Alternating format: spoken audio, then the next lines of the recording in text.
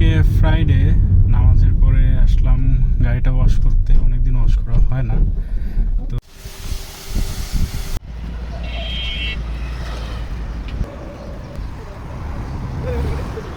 Wash করার পরে এখন জলসিঁড়িতে এক ফ্রেন্ডের সাইটে যাচ্ছি।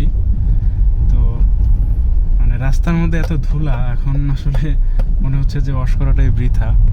আসলে নতুন গাড়ি বলতে ওয়াশ করা গাড়ি আসলে এরকম সাথে সাথে ধুলা লাগলে খুবই কষ্ট লাগে। তো কিছু করারও নেই আসলে, দেখা যাক কি অবস্থা হয়। বাসায় যে ডাস্টার দিয়ে ধুলা ঝেড়ে ঢেকে ঢুকে রাখতে হবে। আজকে রোদ অনেক বেশি অন্যদিনের তুলনায়।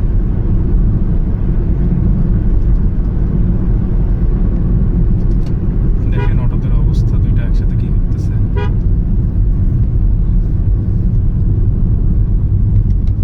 আপনারা যারা গাড়ি ওয়াশ করান, তো ওয়াশের পরে অনেক ক্ষেত্রে মানে কিছু কিছু গ্যারেজে দেখা যায় যে ওরা ড্যাশবোর্ড শাইনিংয়ের জন্য, এই যে যেমন দেখতে পারেন গ্লেজের জন্য কিছু জিনিস ব্যবহার করে। তো চেষ্টা করবেন ওইগুলো যেন ওরা স্টিয়ারিংয়ে ইউজ না করে। এটা অনেক মানে পিচ্ছিল একটা জিনিস। তো এই যে মানে আমার এইখানে দেয় নাই হুইলের এখানে, বাট এই হর্নের এখানে দিচ্ছে। হর্ন দেওয়ার পরে আর কি হাতের থেকে জিনিসটা এখানে স্প্রেড আউট হয়ে যাচ্ছে। এখন মানে এটা গ্রিপটা কমে যায়।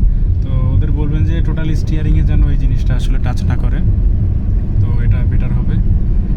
আর ওয়াশ করার ক্ষেত্রে সবসময় খেয়াল রাখবেন যেসব রেপুটেড গ্যারেজগুলা ভালোভাবে ওয়াশ করে, আপনার মানে গাড়ির পেইন্ট ফ্রেন্ডলি যে শ্যাম্পুগুলো এগুলো ইউজ করে কিনা।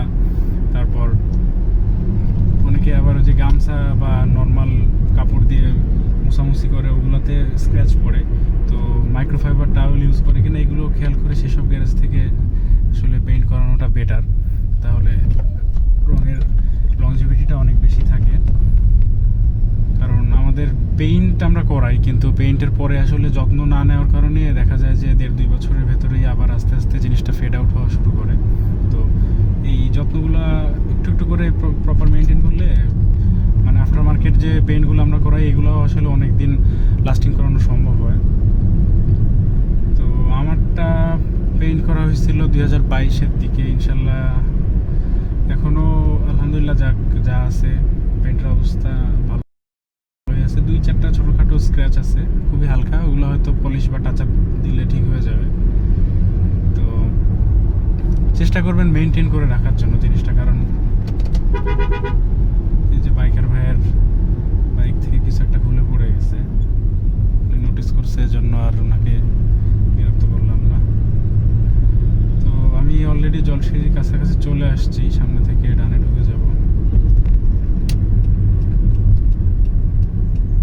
এই রাস্তাটা হওয়াতে অনেকটা সুবিধা হয়েছে বসুন্ধরা থেকে, মানে এই এল ব্লক এম ব্লকে যারা থাকে ডিরেক্টলি এখান থেকে 300 ফিটে যাওয়া যায়। নাহলে ওদিক থেকেও যাওয়া যায়, বাট এই জলসিঁড়ির সাইডটা আসতে গেলে একটু ঘুরে আসতে হয়। এই পাশ থেকে বের হলে একটু ইজি হয়। বসুন্ধরার 300 ফিটের যে এক্সিটগুলো অনেক জ্যাম লেগে থাকে, ঝামেলা অনেক। এটা নিরিবিলি আসা যায়, ভালোই লাগে। তো আসলে আমি তো এখন ভুলে গেছি, মনে হয় বামে। ম্যাপও দেখা দরকার, ওর সাইডটা এক্স্যাক্টলি যে কোথায়। অনেক আগে একবার আসছিলাম, ওই দিন অবশ্য অনেকক্ষণ ছিলাম। আচ্ছা, এখানে ক্যান্টনমেন্টের টাইপেরই তো, এরা আবার ক্যামেরা নিয়ে কাহিনী করে কিনা।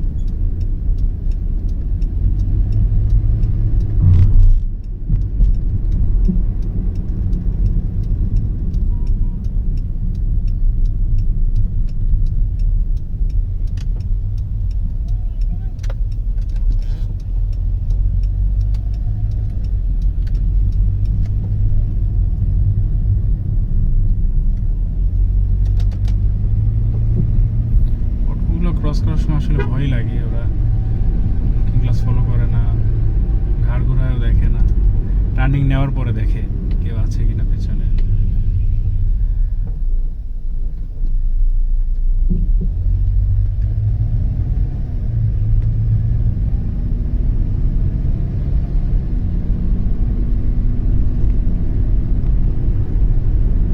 Jolshiri cantonment school and college হাতের বামে।